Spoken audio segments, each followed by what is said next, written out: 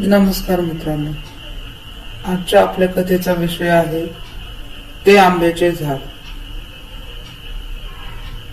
नमस्कार मित्रांनो, आज मी तुम्हाला जी स्टोरी सांगणार आहे ती सत्य कथा असून माझ्या एका मित्राच्या बाबतीत घडली होती. त्याचे गाव रत्नागिरीमध्ये कुठेतरी खूप आत जंगलाच्या सानिध्यात वसलेले आहे. त्या संध्याकाळी अचानक गावाकडे कोणीतरी आजारी आहे असा संदेश आल्याने त्याने लगेच रात्रीच गावाकडे निघायचे ठरवले. तो, त्याची बहीण, तिची लहान मुलगी, बहिणीची सासू आणि तिची अजून एक बहीण असे 5 जण गावाकडे जायला निघाले. गावाच्या बाबतीत खूप दंतकथा आहेत, पण गावातल्या लोकांना त्याचा कधीच त्रास असा नव्हता. साधारणतः 4 तासांच्या प्रवासानंतर मध्यरात्री 2च्या दरम्यान ते गावाच्या वेशीजवळ पोहोचले. तो मे महिन्याचा काळ असल्याने आंब्याचा सीझन होता. गावाच्या वेशीला लागूनच एक आंब्याचे झाड आहे. त्या आंब्याच्या झाडाखाली 3 आंबे व्यवस्थित मांडून ठेवल्यासारखे पडले होते.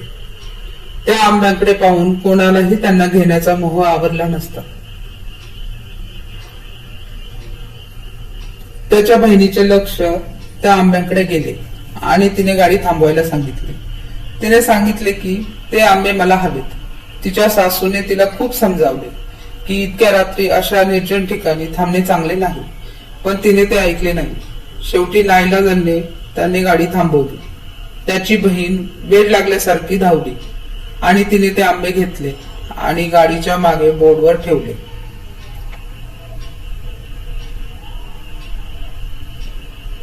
ते आंबे खूपच चमकदार वाटत होते.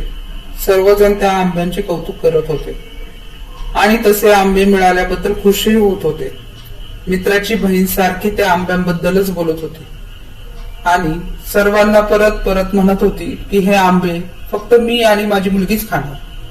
त्यानंतर ते गावात पोहोचले आणि सर्व सोपस्कार आटपून दुपारी 3च्या दरम्यान परतीच्या प्रवासाला निघाले. तोपर्यंत सर्वांनाच त्या आंब्यांचा विसर पडला होता की कोणासमोर त्यांनी त्यांचा विषयही पण काढला नव्हता. संध्याकाळी निघताना त्यांनी गावाहून एक पाटी आंबे घेतले, पाटी डिक्कीत ठेवली आणि प्रवासाला सुरुवात केली. जशी गाडी वेशी बाहेर पडली तशीच त्याच्या बहिणीला अचानक आंब्यांची आठवण झाली. काय आश्चर्य की ते आंबे अगदी जसेच्या तसेच टवटवीत होते जसे त्यांना मध्यरात्री मिळाले होते. तिने परत आंब्यांचा पाढा लावला होता.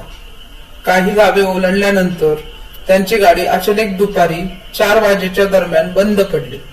सुदैवाने जवळच एक त्यांना गॅरेज मिळाले, परंतु गाडी जुनी असल्याने गाडीचा एक पार्ट कुठेच मिळत नव्हता.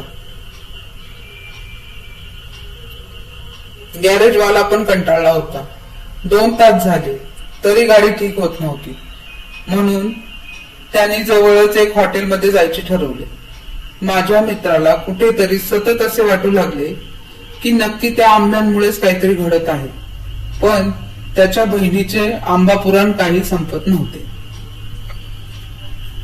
ती आंब्यांना अंतर द्यायला तयारच नव्हती. त्याला एक कल्पना सुचली आणि तो म्हणाला की ताई, तू हे आंबे पण बरोबर घे. आपण हॉटेलात बसून नाश्ता करू आणि हवे तर तू हॉटेलमध्ये बसून आंबे पण खा. ती तयार झाली आणि ते आंबे एकदाच्या गाडीतून बाहेर पडले. हॉटेलात जाऊन ऑर्डर येते ना येते तोच गॅरेजवाल्याचा फोन आला की गाडी रेडी आहे.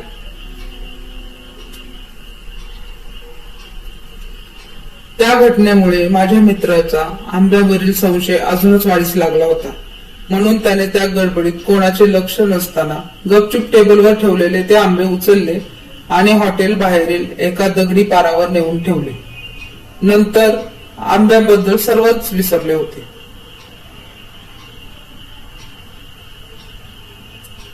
गाडी स्टार्ट झाली आणि त्या हॉटेलवरूनच गेली. तेव्हा त्याने सहज पारावर पाहिले तर ते आंबे तिकडे नव्हते. ते गायब झाले होते. आजूबाजूला कोणी जनावरे इत्यादी पण नव्हते.